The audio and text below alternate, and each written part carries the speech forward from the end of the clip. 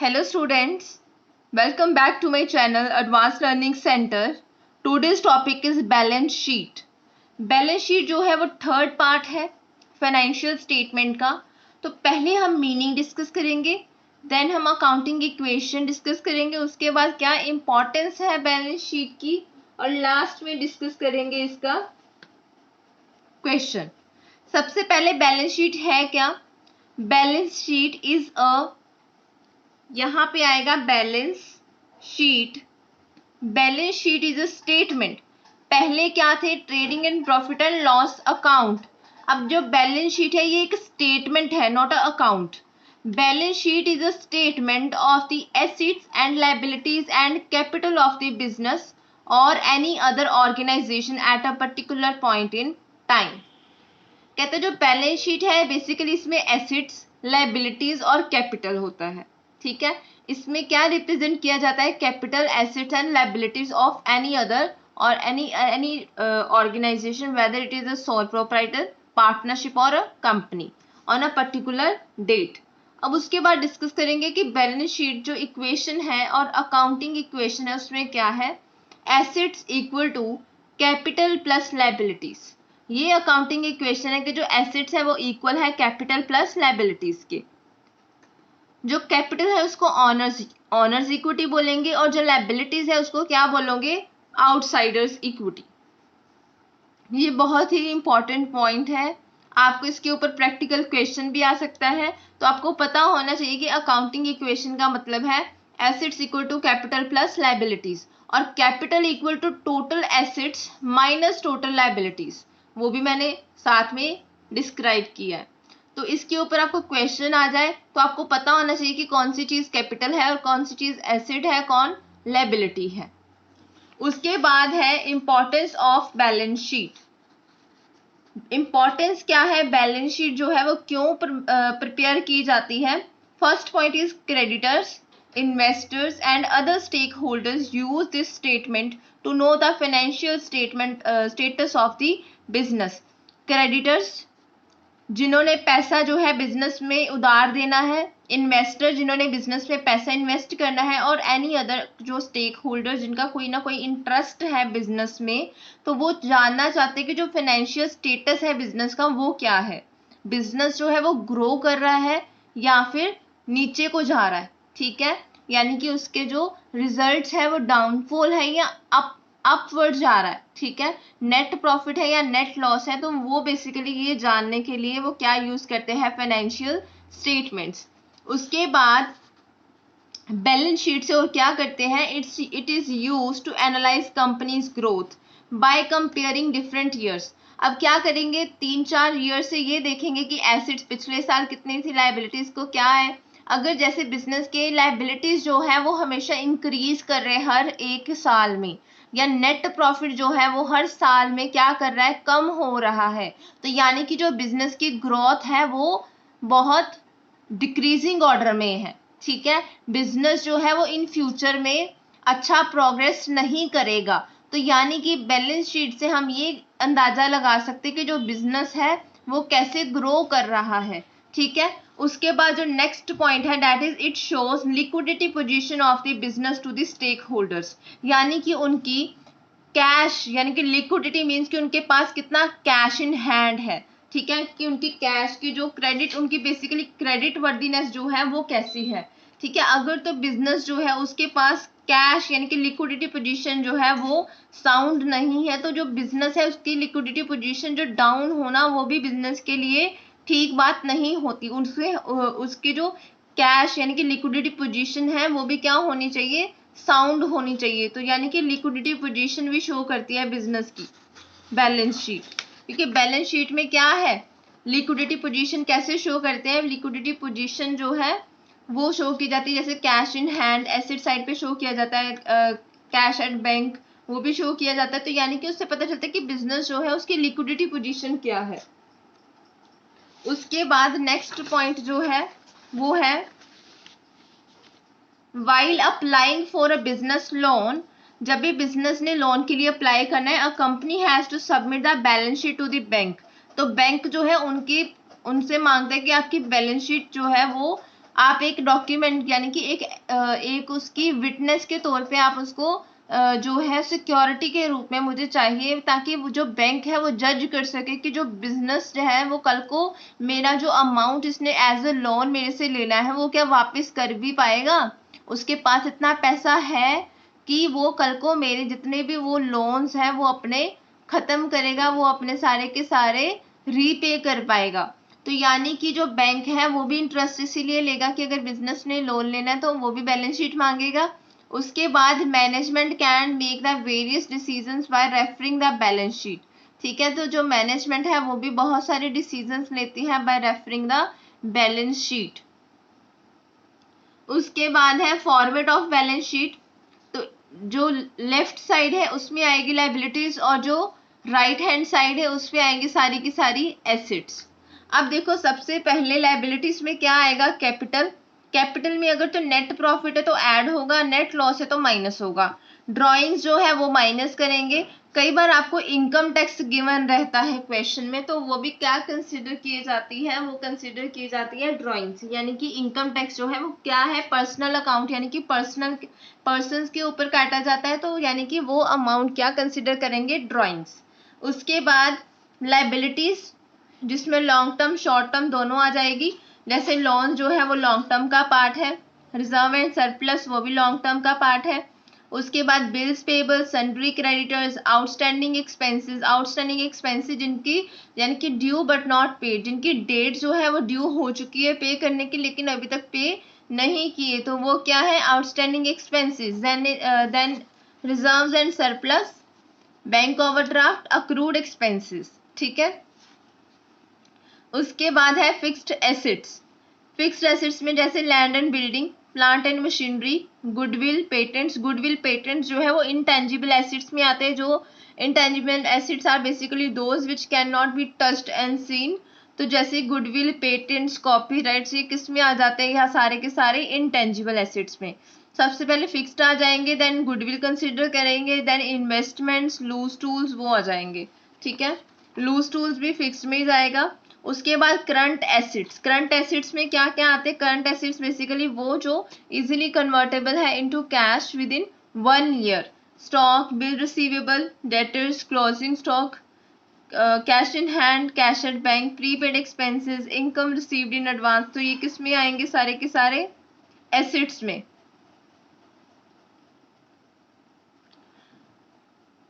उसके बाद जैसे करंट एसिड्स में जैसे प्रीपेड एक्सपेंसेस यानी कि जो पहले से ही पे कर दिए, इनकम रिसीव्ड इन एडवांस जो पहले से इनकम रिसीव कर ली। ठीक है, तो ये क्या कंसीडर करेंगे, करंट एसिड्स। क्लोजिंग स्टॉक, अब देखो कई बार क्या है, ट्रायल बैलेंस आपको गिवन रहता है, आपने क्या करना है, trading and profit and loss account और बैलेंस शीट प्रिपेयर करना है। क्लोजिंग स्टॉक जो है अगर तो ट्रायल बैलेंस में गिवन है तो आपने कहाँ सिर्फ उसको लिखना है, सिर्फ ट्रेडिंग अकाउंट में उसको मेंशन करना है, बैलेंस शीट में फिर क्लोजिंग स्टॉक नहीं आएगा। अगर आपको क्लोजिंग स्टॉक की एडजस्टमेंट में गिवन है, हम वो भी क्वेश्चन आगे डिस्कस करेंगे, अगर आपको एडजस्टमेंट में गिवन है क्लोजिंग स्टॉक तो उसको आपने 2 जगह पे फिर लिखना है। अदरवाइज ट्रायल बैलेंस में गिवन है तो सिर्फ वो ट्रेडिंग अकाउंट में ही आएगा। ठीक है, अब डिस्कस करेंगे क्वेश्चन बैलेंस शीट का।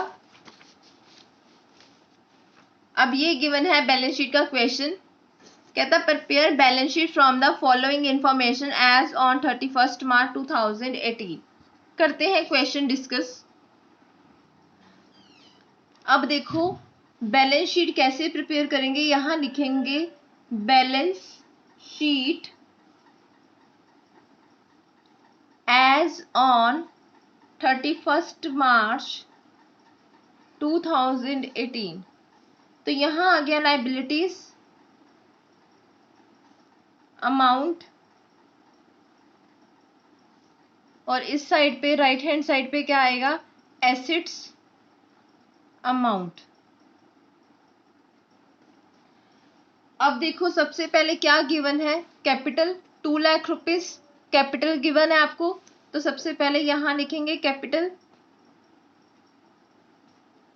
2 लाख।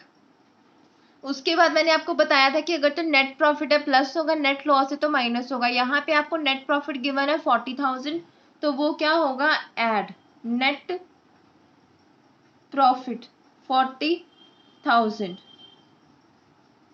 उसके बाद देखेंगे कि ड्राइंग्स गिवन है आपको या इनकम टैक्स गिवन है। तो यहाँ पे आपको ड्राइंग्स जो है वो गिवन है 16,000। आपने साथ साथ में टिक करते जाना है। जब आपको क्वेश्चन सॉल्व करोगे तो आपको पता चलता जाएगा कि मैंने कौन कौन सी आइटम जो है, अभी तो ये पता है कि ये बैलेंस शीट प्रिपेयर कर रहे हैं तो पता चल जाएगा, लेकिन जब आप trading account, profit and loss account और साथ में बैलेंस शीट प्रिपेयर करोगे तो अगर आप साथ में लिखते जाओगे कि कैपिटल है, कैपिटल डाल लिया, नेट प्रॉफिट भी आपने लिख लिया, उसके बाद आता है लैंड एंड बिल्डिंग, तो यानी कि आपको पता चलता जाएगा कि आपने कौन कौन सी आइटम जो है वो लिख ली है। जैसे ये ड्राइंग्स है 16,000, तो यहाँ पे आप क्या करोगे, माइनस ड्राइंग्स 16,000। जब आप इन तीनों को, ये तो आ गया 2,40,000, जब आप 2,40,000 में से 16,000 माइनस करोगे तो आपका टोटल नेट अमाउंट आ जाएगा 2,24,000। उसके बाद है land and building. Land and building आपका क्या है, फिक्स्ड एसेट, तो यहाँ पे आ जाएगा लैंड एंड बिल्डिंग 34,000। उसके बाद है प्लांट एंड मशीनरी 27,000, ठीक है। उसके बाद आ जाएगा क्लोजिंग स्टॉक। देखो क्लोजिंग स्टॉक मैंने पहले भी बताया था कि ये जो गिवन है आपको, ये ट्रायल बैलेंस गिवन है।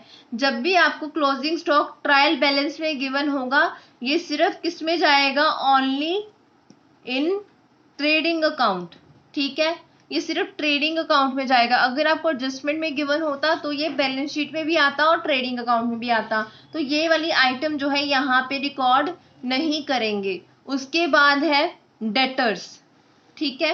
पहले देख लो कि गुडविल या इन्वेस्टमेंट कुछ गिवन है, यस यहाँ पे गुडविल गिवन है 45,000, तो ये भी रिकॉर्ड कर लेंगे 45,000। तो फिक्स्ड एसेट्स के बाद आएंगे इंटेंजिबल एसेट्स, गुडविल 45,000। उसके बाद लूज टूल्स, फिक्सचर्स कुछ भी नहीं गिवन और कोई एसेट। उसके बाद हम करंट एसेट्स पे आ जाएंगे। जैसे क्लोजिंग स्टॉक के बाद डेटर्स गिवन है 18,000,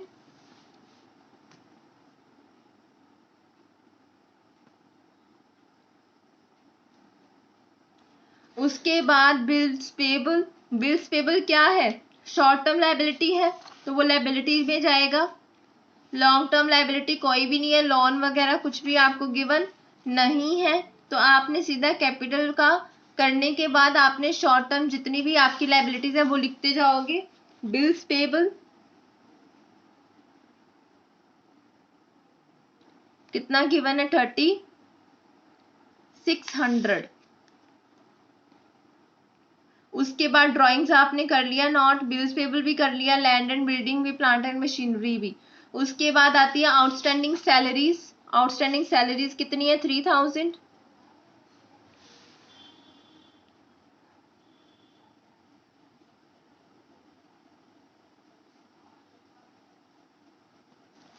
आउटस्टैंडिंग सैलरीज के बाद है क्रेडिटर्स, ठीक है। क्रेडिटर्स कितने गिवन है आपको, 1,400।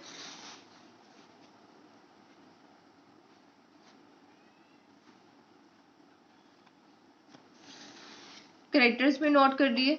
उसके बाद आता है कैश इन हैंड, तो यहां आ जाएगा कैश इन हैंड,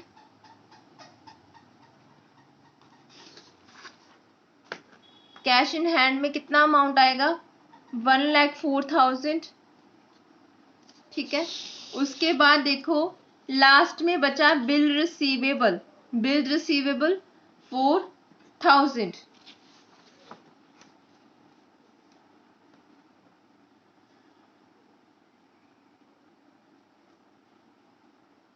तो मैंने सारी जितनी भी आइटम्स थी वो मैंने सारी की सारी नोट कर ली है। इधर मैंने कैपिटल किया, ड्राइंग्स सारा करने के बाद मैंने 2,24,000। उसके बाद जितनी भी करंट लाइबिलिटीज थी वो लिख ली। उसके बाद एसेट जितने भी फिक्स थे, गुडविल, उसके बाद जितनी भी शॉर्ट टर्म एसेट्स थी वो लिख ली, जिनको करंट एसेट्स बोलते हैं। उसके बाद हम इनको टोटल करेंगे। बैलेंस शीट का टोटल जो है वो हमेशा इक्वल ही आना चाहिए, अदरवाइज बैलेंस शीट आपकी बिल्कुल भी करेक्ट प्रिपेयर नहीं हुई। ठीक है, कहीं ना कहीं आपने कोई ना कोई मिस्टेक की है, इस वजह से अगर आपकी बैलेंस शीट मैच नहीं करती तो यानी कि अभी भी आपकी जो कहीं ना कहीं जो है आपने मिस्टेक्स करी है। ठीक है, तो जब इसको टोटल करोगे, जब आप इसको टोटल करोगे, टोटल करने के बाद जो अमाउंट आता है वो है 2,32,000, 2,32,000। हमेशा याद रखना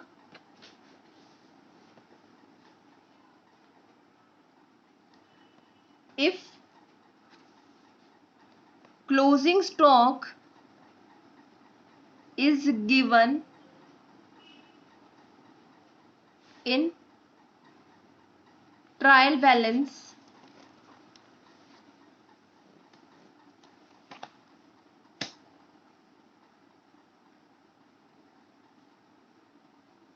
it will be shown only in the trading account. ठीक है, तो ये बहुत ही इंपॉर्टेंट पॉइंट है ऑन दी क्लोजिंग स्टॉक। तो ये था गाइस आज का क्वेश्चन बैलेंस शीट के ऊपर। आई होप आपको अच्छे से समझ आ गया होगा। अब हम नेक्स्ट वीडियो में डिस्कस करेंगे नेक्स्ट पार्ट। तो अगर स्टूडेंट्स आपको मेरा वीडियो अच्छा लगता है, समझ आता है, तो kindly subscribe my channel advance learning centre. और अगर आपको किसी भी क्वेश्चन या किसी भी पार्ट में कुछ आपको अगर कंफ्यूजन है या आप डिस्कस करना चाहते हैं तो कमेंट सेक्शन पे आप मुझे बता सकते हैं। ठीक है, और please press bell icon to get the further notification about my new videos. So thank you very much.